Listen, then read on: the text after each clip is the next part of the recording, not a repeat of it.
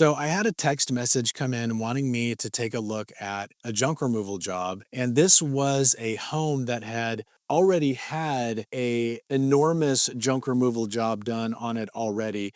It had been completely packed in all of the rooms. There was also things all along the back of the house. And so now they were dealing with some of the aftermath, some of the odds and ends, things that were a little more time consuming to take care of that were still left over, and they wanted me to come out and get the rest of those odd job things done. So this was a mixture of removing an old dishwasher, getting it all disconnected and taken out of the kitchen. All of the kitchen cupboards needed to be emptied out.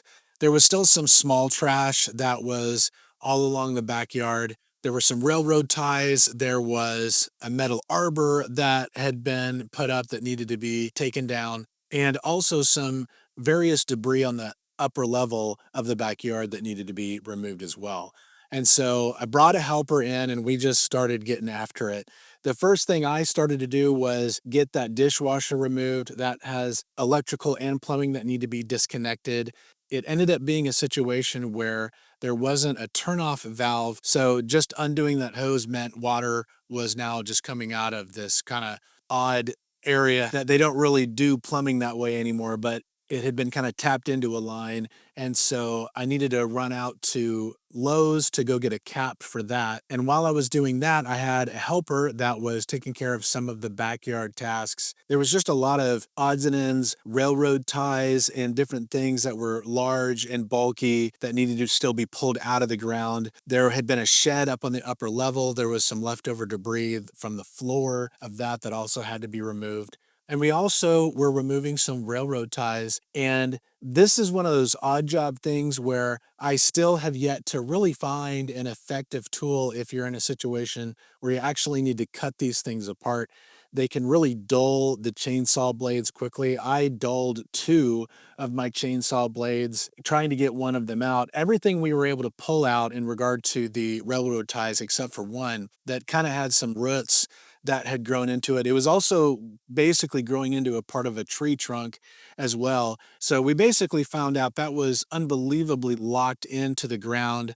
Like I said, I had a couple chainsaws into it. I knew a reciprocating saw with a blade was just going to take forever. And we also had a time limit on this where the customer had just set a certain amount of time that they wanted us to throw at this and get as much done as we could. So it was also a matter of being effective with that time and deciding where is the time going to be most valuable for the different tasks that we're doing. And once we started running into some of those challenges with one particular railroad tie, I knew it was time to stop because I don't think the customer was going to be very happy if I said, yeah, we spent 2 hours on this railroad tie, but all this other stuff still needs to be done. We couldn't get to it. So I kind of made the railroad tie be the thing that we kind of backed off of. And we were able to then get pretty much everything done on their list that they wanted, which also included cutting this metal arbor apart. But that was a matter of getting a grinder, digging down below the ground so that it could eventually just be mowed over. And then after that, it was just a matter of getting some of the small trash that had been left over on the back of the house.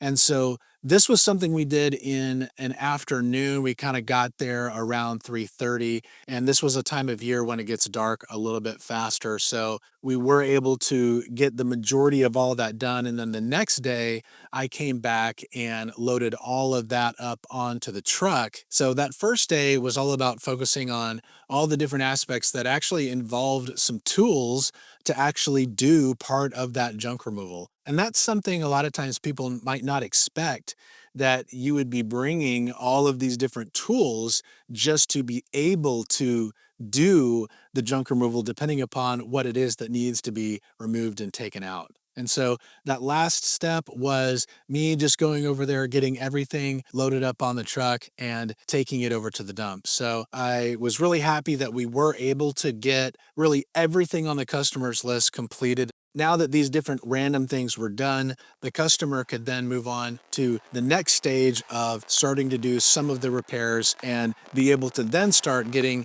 the house back in shape. I show creatives how to get paid to do jobs just like this so they can become their own funding source and have the money and free time they need to pursue their artistic interests. I break it all down at cashcowartist.com. The link is in the description.